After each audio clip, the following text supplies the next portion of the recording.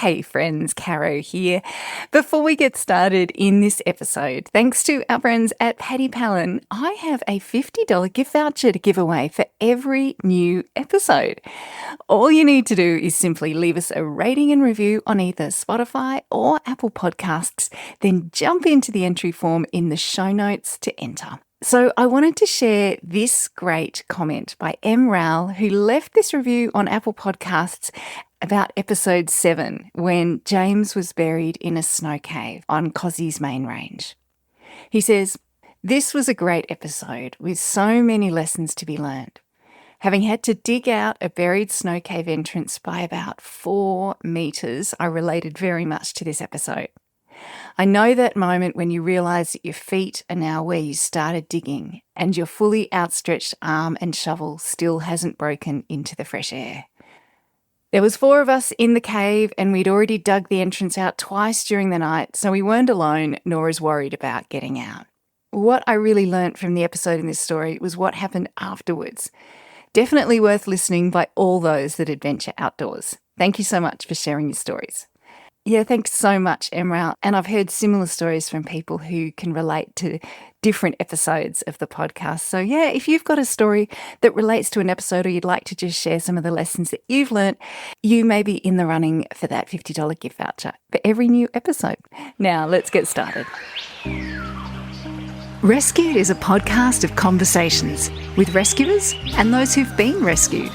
It's about the lessons we learn about ourselves, the places we go and why, without judgment or shame, to help us have better adventures, manage risk and deal with the unexpected. Welcome back to the Rescued podcast and part 2 of the dramatic story of Bram's open book pelvis fracture in a remote canyon in Taiwan. If you haven't heard part 1 yet, hop over and catch up on that first to bring you up to speed. So, when did everything change? I think at the moment that we heard a sound, at a certain point we heard a sound that we now knew like this might be some rescue kind of thing. Jason and Maddie ran to the big open rock, and it came over the trees, and Jason and I just started screaming and screaming. We knew the helicopter couldn't hear us, but we were just so ecstatic. Like, we were so happy that they saw us, and they came a little bit closer. And the man in the helicopter got to the side door and did this signal pointing down at us and the cross sign twice. Oh. And then the helicopter flew away. And that was at 5:37 and it was getting dark. And I thought, well, at least they know where we are. They might leave us here overnight, but at least they know where we are. And it flew away. So we started preparing for the night.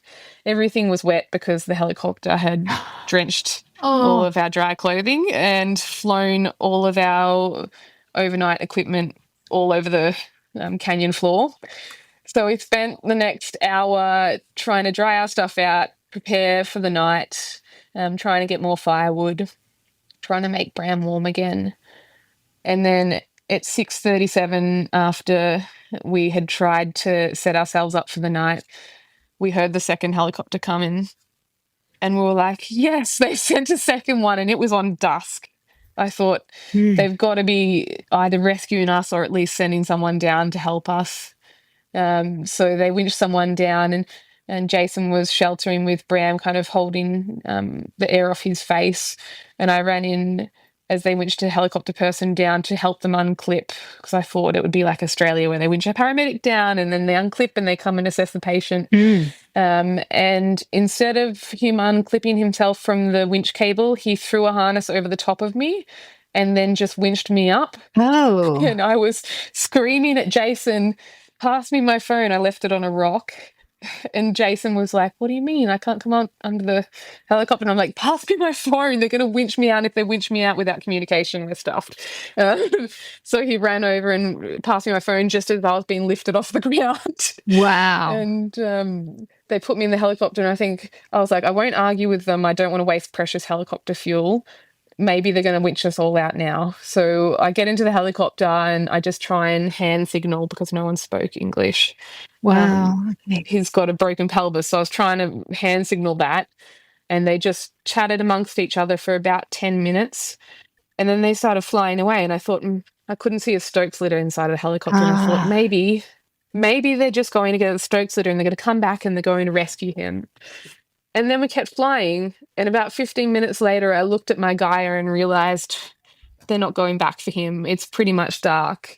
We're flying to the other side of the island. They flew me probably 3 hours drive away on the other side of the island. And I was sitting in the helicopter feeling just ill, knowing that I didn't know if he could actually not urinate from an obstructed bladder or if he could not urinate from pain. But I was just hoping for his life that he was just not able to urinate because of pain, and hopefully he would urinate overnight just from overflow and it wasn't actually obstructed, because I know that obviously an obstructed bladder can lead to a burst bladder and then you can die from that as well. So I was really worried about him overnight and thinking, damn, they wished me out and they had needles and syringes in my first aid kit and I could have done a cystocentesis on his bladder and emptied his bladder. But wow. Yeah, you can't take back time. Yeah, gosh. Can I talk to Jason and Bram now? What was going through your mind when you saw, wow, Maddie's gone and she didn't have any really say in that and that's just happened, and now what? I handed Maddie the phone and I saw her disappear. And I just sat there. I went back to Bram and I was sort of sheltering Bram from the downwash, the sticks and leaves, and and I was just sitting there and I watched the helicopter hover for 5 minutes or so, and then I watched the helicopter fly away, and I felt a wave of emotion sort of hit me and go, oh, I don't know what's happening. Mm-hmm. And then I had to shut that down and go, okay, we're back again and we are starting again from scratch. With that helicopter hovering there for so long, it had blown our equipment all through the creek, wow. and the canyon. My priority is get Bram dry and get a fire going. Ended up finding our stove and lighters, but they were soaked. The lighters, I went to light them and there was nothing, not even a spark. Oh gosh. I thought, okay, I need to get these dry somehow, so I shoved them in my undies and I kept going. I sort of pile everything together. I find all the dry clothes that we have, and I cut the wet stuff off Bram and get him dry again. It was a bit painful for him, I think, because you have to lift his legs up, and he's got to. Yeah, that's where the pain is. Wow. So got him into dry clothing. I think it took me about an hour to get to that point, and I had collected some more firewood and kindling as well, and I tried the lighters, and one of them had a small spark. And I thought, okay, with a spark, the stove is here. I can use the spark to light the stove and the stove to light the fire. And I managed to get a small fire going, and with the fire, I could boil water. I had the pot, but not the pot lid. So scooped some water up, got it on the fire, had it boiling, and started the process again. And I managed to get water boiled and into his Nalgene. And that's what I did for, I think, about the next 10 hours was keep the fire going and rotate hot water bottles. Bram, did you want to come in at this point and tell me a bit about what was happening in your world? Yeah, of course. When you heard the two helicopters and you feel happy and relieved, and then when they fly away, even with the teammate, reducing the team with 50%, it's tough mentally as well. Like you then really know, like, I have to stay the night here in the canyon, close to the water. It's going to be a cold night. Luckily, what Jason just said, he got the fire going. So the next 10 hours, the night was long, really painful. I think I was grunting for the full 10 hours, maybe even more than grunting.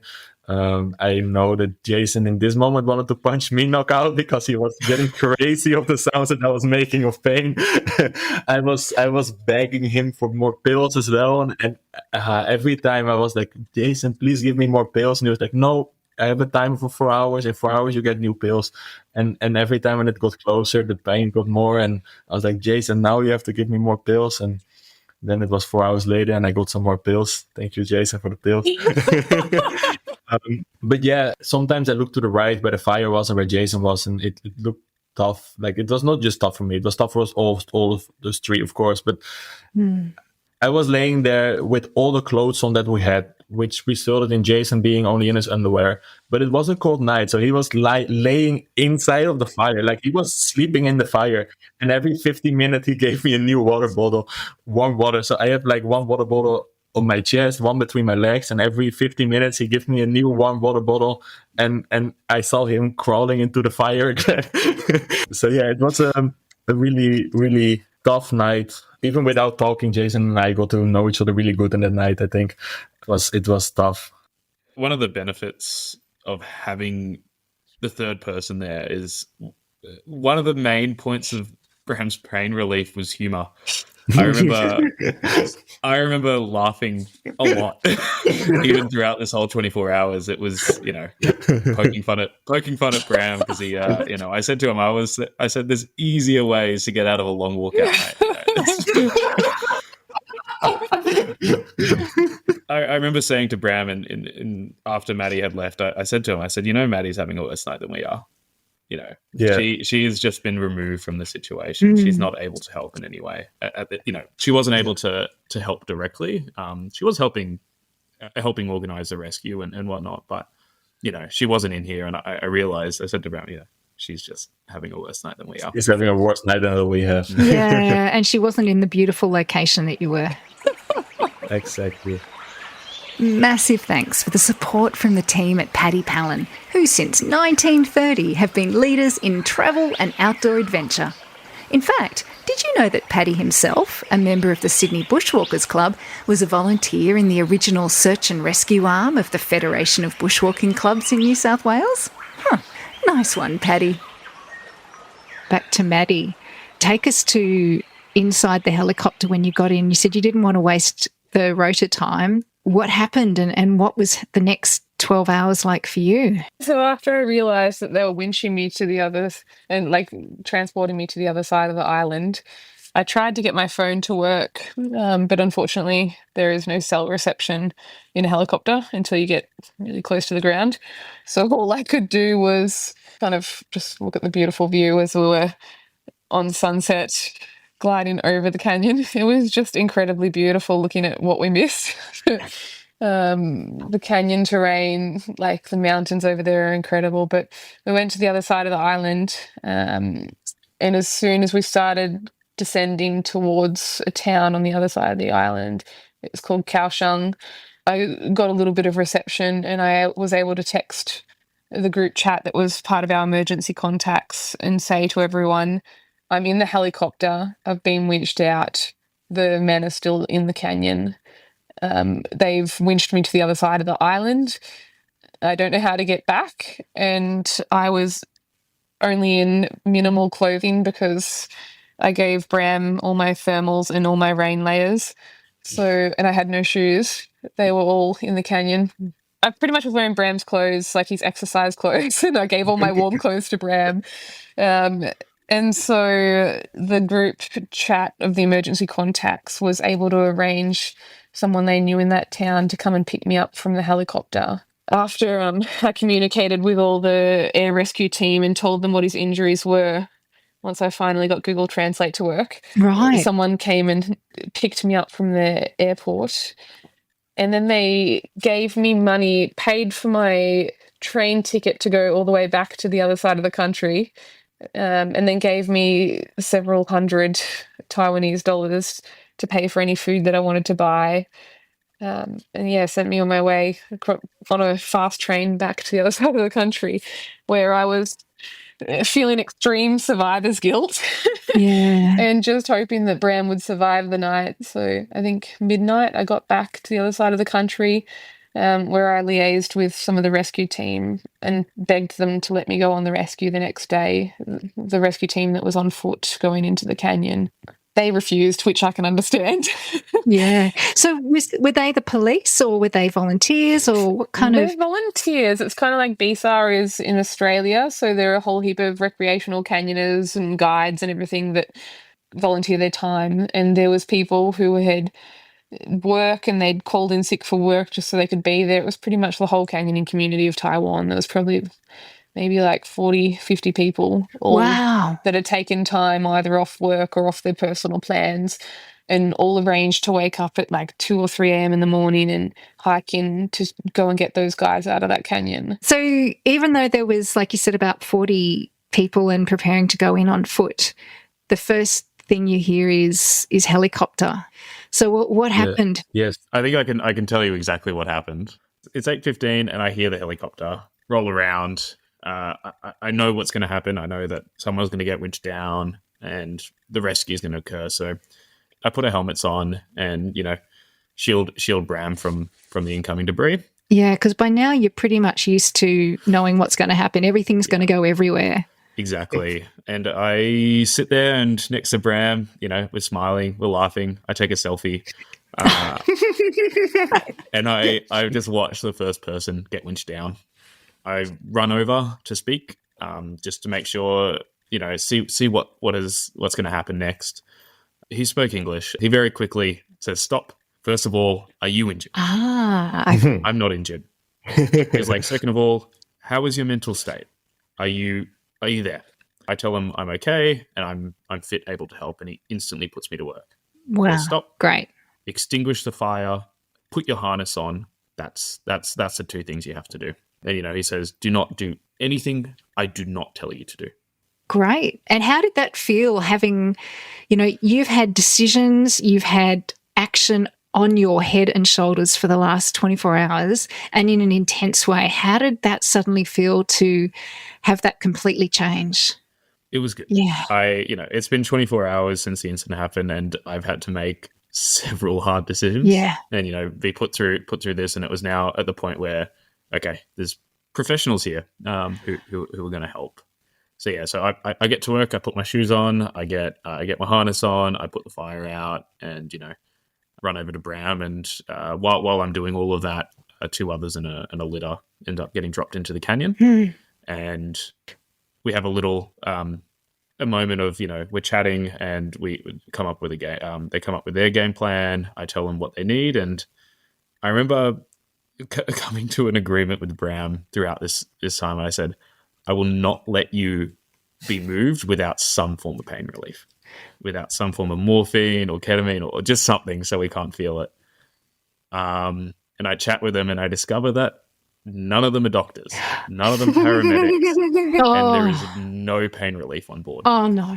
I look at Bram and I felt maybe a little guilty, but I felt bad. And I remember we had a SAM splint with us. Yep. Not particularly useful for a pelvic fracture, but it does make something really good to bite down on when you're in a lot of pain. Oh my gosh. And next thing you know, we're lifting him onto this spinal board, getting him onto this board and strapping him down and into the litter. There's three rescuers and myself, and I'm given instructions. You're going to lift here. You're going to hold Bram's hand. You're going to comfort Bram, and just listening to what they had to say and just doing only what they had to do, and being Bram's advocate as well. Yeah. Some things I think would have hurt a lot. They came up with this initial lift plan, and I said that's not going to work. Yeah, right. Let's reassess here, because the way they wanted to lift him would have really caused some injury. There's a really interesting word you said there, which was advocate, and being able to be Bram's advocate. Mm-hmm. Yeah, I think that was really useful as well. And the rescue team actually listened as well, which was, I was surprised about it. Like normally a rescue team is like, okay, we have learned for this, we know what to do, it's bam, bam, bam, and we do it. But they actually listened to not just where my pain was, because they knew where the pain was, of course, but what Jason said, he actually told them what we had experienced the last 24 hours in my pain, what was hurting me, what can I do? And they made a plan. They changed their original plan. They changed it to something that Jason said. It worked perfectly. And actually in this moment, the pain, of course, was there, but it was not extreme. Like I got on the board, they moved the board to the bigger stretcher that could be airlifted. So yeah, the pain during this rescue, at least in this moment, was bearable. Do you have a personal story about an incident or time during an outdoor trip when something didn't quite go to plan? Maybe you got lost, injured, let down by some gear, or something else. Look, honestly, it can happen to any of us at any time, regardless of how experienced we are. And it's by sharing these stories that we can all learn and help avoid them in the future.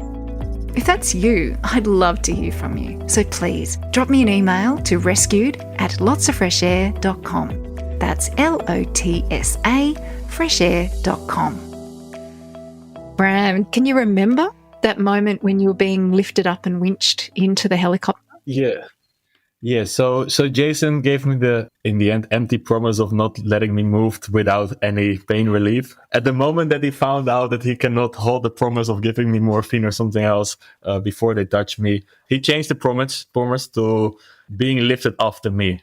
Because of course, medical lifted out and was gone away. He said, okay, but at least you will be in the helicopter before they lift me out. Just he changed and that's what happened as well. So the wind was actually getting stronger, I think, or they couldn't move my stretcher to a really good point. So there was a rock to the left, I think. So they had to guide my stretcher around this rock when I was winched up. The only painful moment in this whole rescue actually was getting in the helicopter, because once you are hanging in your stretcher next to the helicopter, you need a push. You need to get from hanging next to the helicopter to go inside of the helicopter. So in this moment, they just give you a hard push and then they drop you like 10, 15 centimeters, bam, into the helicopter, because there is no soft way to do this. There's no other way. So of course that hurt it a little bit. But then rather quite quickly, Jason was next to me in the helicopter. Everyone was inside and we flew away, and we knew it was over. We actually didn't fly to the hospital, because the hospital is so small that there is no helipad at the hospital. So they drove us to a different place where there was a helipad and where there was an ambulance waiting for us, getting me a transfer from the helicopter to the ambulance. And then we drove for 10 more minutes to the actually hospital. And when we got rolled in the hospital, they wanted their stretcher back, of course, because the stretcher belongs to the helicopter. So the way to do this is to push me to the side and then pull off the stretcher out. And at that moment, I was getting angry. Like I still didn't have any pain relief in me. So I was actually not screaming. I was still a nice guy, I think, but I was really strong on getting some medicine in my body before they got the stretcher. And at that moment, the doctor came walking as well. And I said to the doctor, I didn't pee for 27 hours. And at that moment, the doctor was like, okay, we're going to solve this first. So in this moment, I think directly in the spot, I was just in the room where they drove me in. I got a catheter in my penis and I got my morphine. And at that moment, they took the stretcher back and I was a little bit relieved. Morphine is really nice. Yeah. If you are in a lot of pain, of course. If you're in a lot of pain. So morphine and peeing for the first time in 27 hours. My bladder was really big. It was on the point of collapsing. That's what the doctor said as well. The doctor said a couple of things like, yeah, this peeing thing couldn't have taken an extra hour. And he also said when he took off the thing that Maddie built around me. The splint? Yeah. When he took the splint off, he said, wow, this splint actually saved your life. Like, it was good, it was tight, it was in the right position. So yeah, that was some really relievable moments, the peeing, the morphine, and that the splint was a good splint. Wow, good team. Wow. So Jason, were you all there together? Yep. So Bram got winched up first, I got winched up second, and pretty quickly we were gone. We were on our way to the airport, from the airport into a road ambulance, and pretty quickly into the hospital. Yeah. It was a bit of a shock to the system, because I had been, in this survival situation for the past 24 hours. And the first thing I got asked for in the hospital was my passport. And to go through the paperwork that you have to go through when you get admitted into the hospital, and trying to track all that stuff down and Wow. go through that. I just didn't have a moment to rest and stop thinking, really. Talk to me about emotionally what was sort of happening to you. And it's probably it's a question for all of you, but Jason, you think it's over, but No. Yeah, I do remember a moment in the canyon during all this, and Maddie and I were talking, and I said, we need to not be emotional right now. We need to focus on what we're doing, and we can have a cry when we're in the hospital. Yeah. You know, it took a while. I remember I was in the hospital. I was doing all the paperwork. You know, I was organizing. I finally had reception, and I was trying to get in contact with Maddie to meet, because at this point we hadn't seen Maddie. Maddie was she was not there. Okay, we're at this hospital, and she eventually met us, and that was a pretty emotional point when Maddie had arrived, and all three of us could be back together and in a safe environment. Yeah. So I've heard from Bram. He's just peed. He's got morphine. He's a little happier than he has been. Jason's doing paperwork and admin. Maddie, can you bring us up to speed to bring yourself into the hospital to be reunited with the two of them? After I spent a fair amount of the night catching a train back to the other side of the country to unite with the rescue team, I spent like the whole night just plotting how I could try and get on the rescue team the next day, and ended up getting left in the fire station whilst the rescuers went out, and just waiting on news to hear what was happening, if the helicopter had gone in yet, if the rescue team had gone in. And I remember just being so frustrated, feeling like such a useless human. And I just decided I'll just go out and clean the car. And I went out to clean the car, and at about 8:45, I saw the helicopter fly over in the direction of the hospital. And I just remember thinking that has to be them. They just flew from the direction of the canyon towards the hospital. And then they wouldn't let me go to the hospital for about 40 minutes because they said the press would be there. By the time I got there, the press had all left. And I walk in and I see Jason, and I just like hug the heck out of him. Like, I was just so relieved to see him. And then I walk in and see Bram just with this smile on his face, like the biggest smile on his face. He just looks so happy. He's like, finally, some real pain relief. He was so happy. I'd never seen him so happy. And then I had I think one or two doctors walk over to me and say, "That splint you put on, you saved his life." Hey folks, it's Caro here. There are 5 different ways you could show your support for the work of this podcast. Number 1, you could share it with your outdoorsy mates and your adventure buddies. 2, you could give it a rating on your platform of choice. Your comments about the learnings from each episode are so good. 3, you could visit my sponsor, Paddy Pallen's site, for that bit of gear you've been meaning to update. Number 4, you could buy my book, How to Navigate. Yes, the link is in the show notes. Or 5, you could even leave a donation towards the costs of the podcast over at Ko-fi. That's kind of like coffee.com, but Ko-fi. Yeah. Anyway, there's a link to that in the show notes too. So thanks, everyone. I really appreciate your support. Now, back to the story. So you're speaking to us from the Netherlands now, Bram, but in very broad strokes, what has happened between the 23rd of May and the 17th of July for you? A lot, actually. Of course, I got a surgery in Taiwan, in the hospital that they brought me to, where they put a big plate in the middle to connect the two parts and a big pin on my right side to stabilize that side as well. I was in the hospital bed for a long time with a lot of morphine. And a week after the surgery, they took out the 2 drains that are inside of your body to drain the leftover blood and excess stuff inside of your body after the surgery. And when they removed one of those drains, they actually pulled a artery, in English, I think. Yeah, so I started bleeding a lot. Real quickly, it was pretty bad. It was a really big vein. So within 1 minute, my whole face was gray. My mom was flown over and sat next to me, and she was actually scared. The doctors got pretty scared as well. And after 3 minutes, I was again on the surgery table to restore this artery. It was pretty bad. I got 5 or 6 bags of blood transfusion. I almost bled to death again after this moment. So in this moment, again, my catheter was blocked with blood. So the catheter was full of blood as well.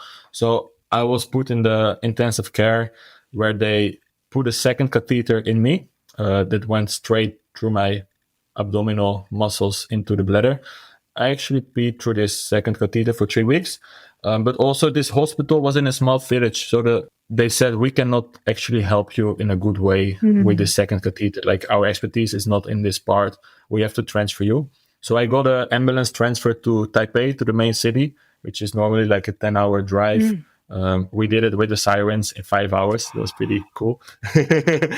So I arrived in the big city where I was put in the hospital, and they took good care. They emptied the catheter and actually found out that it restored itself after a month. So they took out both catheters and I could pee again by myself, which was really nice. After 4.5, 5 weeks, I was strong enough to leave the hospital and fly back to the Netherlands, where I went directly to the hospital again because I did develop a bacteria in the surgery wound.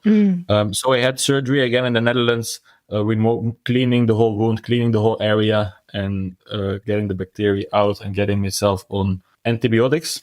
Now I'm already home for 2 weeks. I'm walking actually with crutches, 2 crutches.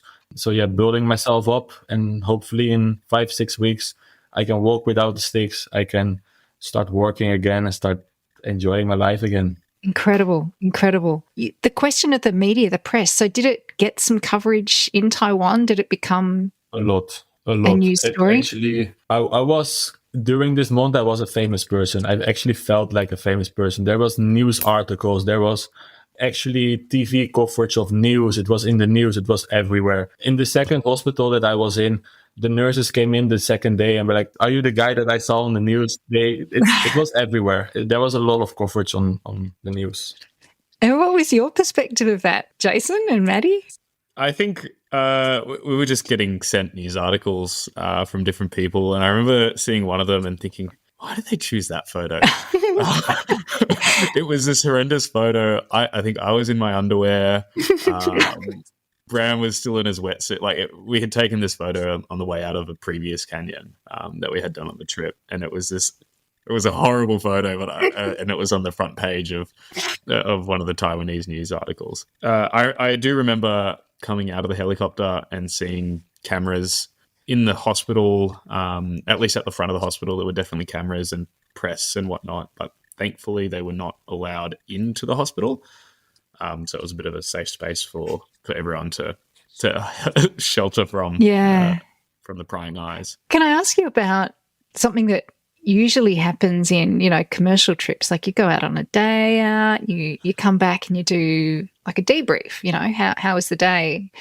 Did you guys have an opportunity for just spending some time with each other and stepping through it?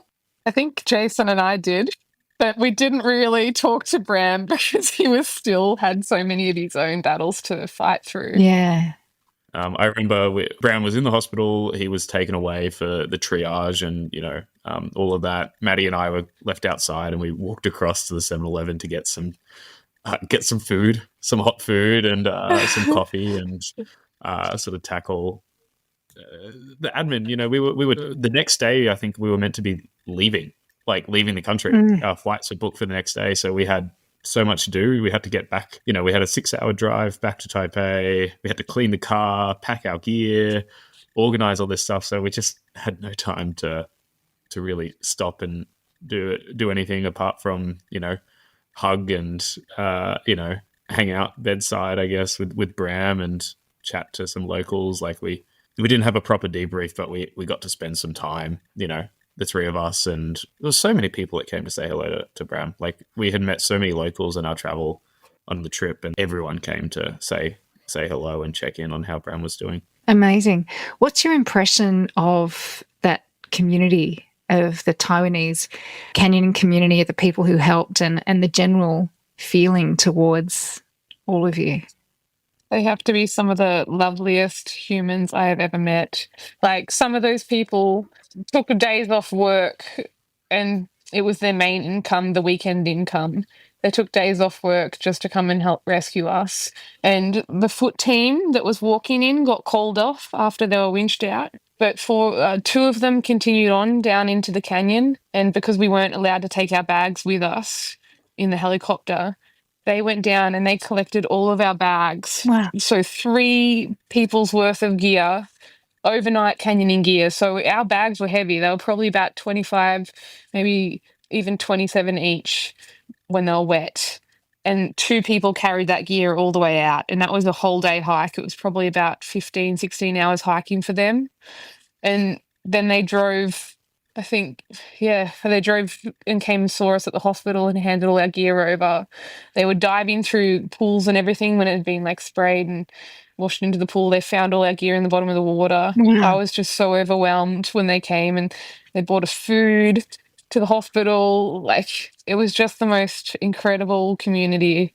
I've never met a nicer bunch of people. Amazing. And Bram, I did see some photos. It looked like all the staff at the hospital developed a friendship with you over the time and in terms of just taking care of you. Yeah, that's true. Like, English, of course, is not the first language, but we made it work. The nurses actually spoke pretty good English. Even sometimes the nurses had to translate for the doctors because the doctors spoke only Chinese. So yeah, the bond with the nurses became pretty strong. I even want to say they're friends now. They still send me messages every week, like, how are you now? How are you recovering? How is it going? Do you feel better? Like, they're really nice people as well. Helpful as well in the hospital. If something I didn't understand or they wanted to help me, hospital food wasn't the best, but they bought me food from outside of the hospital sometimes. Like, yeah, I really loved the nurses. Some people drove, I think, 5 hours across the country just to visit him.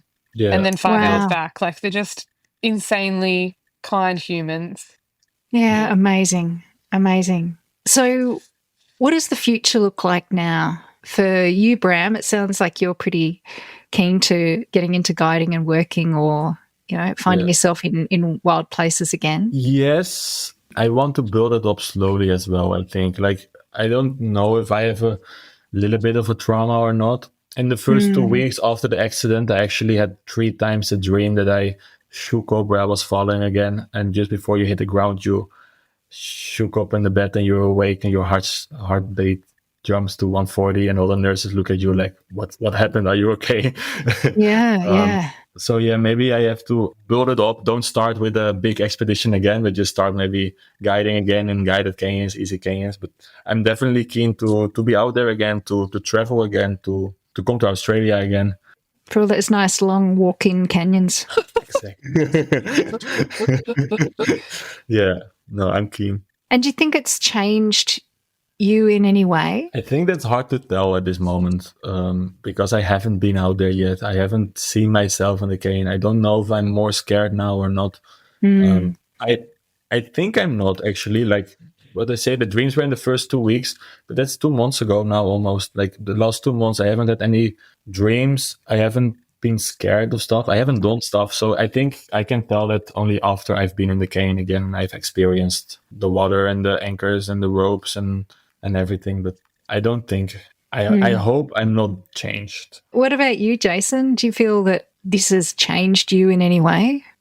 It's definitely maybe, I guess, slightly more cautious in what I'm doing. That said, I think within a week I was in a canyon again. I felt very happy with the way we handled the situation, and I think that was the main thing. It was, I look back on what happened, and after the accident actually occurred, I wouldn't change a thing. Yeah. Every decision I did make and every decision we made together, I would make again in a heartbeat.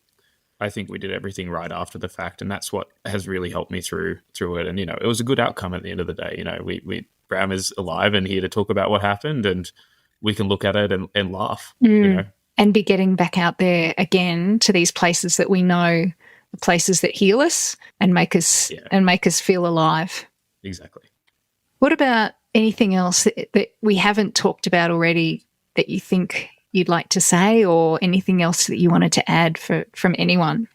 I think really just the main important thing is sometimes we can have a bit of complacency when something's already pre-placed by someone else. For example, even just like a tape in a canyon. Mm. I know that there's a lot of dodgy anchors that you can come across in wilderness canyons, and even tapes that are placed by people that you know and that are in your group. It's always worth getting someone to double check it. It's always worth being cautious with all anchors as well. So just making sure that if it is a piece of tape, making sure it's tied correctly, making sure you weight it in a safe area before you fully commit to it and go off a cliff, making sure you have a PLB on you. It'll save your life. Yeah. Making sure you have appropriate emergency equipment, making sure you have good emergency contacts that know your route plan. I had my husband who knew my exact route plan. He shares my membership for Gaia, so he had my plotted route and my plotted emergency routes. We also had like a group chat that knew where we were planning to go in, how many days we were planning to be in there, how many days of food we had, and when we were expected to come out. It's definitely good having plans of what's going to go wrong and who will hopefully be your emergency contact, and having all that gear to try and keep you alive in the meantime. So much is right, like so much. Yeah, okay. I just want to say, like, you know, you spoke earlier about where you learnt, you know, to canyon and this training that you had that helped the situation. And I think all this training is really good, but there's nothing that replaces just getting out there and, you know, being and surrounding yourself with more experienced people. Like the night before the incident happened, we had literally spoken about pelvic splints. I'm sorry I mentioned it. We were in the canyon with an emergency blanket out, and we spoke about how do you treat a pelvic fracture. And, you know, I am not 100% sure that I would have remembered how to do it. I'm very glad that Maddie was there. She's, you know, more experienced in first aid than I am, and I'm very glad she had the experience to help out. Surrounding yourself with experienced people is just so important. And, you know, we came into our own with our skill sets. You know, I had a lot of skills with building fires and general survival. She had a lot more medical background, so it just fell into place. Bram, it sounds like you couldn't have been with two better people. I'm really grateful that I had Maddie and Jason both saving my life multiple times. So there's going to be loads of show notes with this one, because the number of things that they had done in preparation that are just great learnings for everyone in terms of just being solid. And there's so many examples of that. So stand by for that. In the show notes, there'll be that. Hopefully you won't mind sharing a few photos from the experience as well. Hopefully not the ones of you in your underwear. I think the one of Bram's wetsuit underwear is the most flattering. I think, that one has certainly done the rounds on social media. So if you don't mind sharing, that would be great to help us visualize and be in the Bram canyon has no with you. shame. It's okay. Thank you for your incredibly generous storytelling, all of you, because like you've touched on there, Bram, is that, you know, when things happen in places that we love, you know, when we go through trauma that happens in places that are, for all intents and purposes, they are our home, our wild home, that certainly places, you know, everything we think we know about home, or it's quite shattering to be able to, you know, hear your stories, for your generosity and humility in sharing them. So many of us can learn from it. And there's so many things that we can learn from your stories. So, yeah, thank you so much. And I look forward to seeing photos of you on a nice long canyon walk-in here in Australia, Bram, when you come back and head out into the great Aussie bush yet again. Yeah, thank you for this podcast as well. I think it was nice also for us three to once again walk through the events and just talk about it as a casual thing. At least for me, it was a good feeling to just walk through it and just see all the steps what happened. If you've enjoyed this powerful story, or one of the many others from my super generous guests, you can help more people connect and hear these valuable lessons simply by leaving a 5-star review. And why not even click that little bitty share button on your podcast app and help your outdoorsy mates find it too. The Rescued podcast is produced on the unceded lands of the Gundungurra people of the Blue Mountains of New South Wales. I pay my respects to the elders past and present and acknowledge their enduring connection to and care for country. Special thanks to our sponsors Paddy Palin. This has been a Lots of Fresh Air production.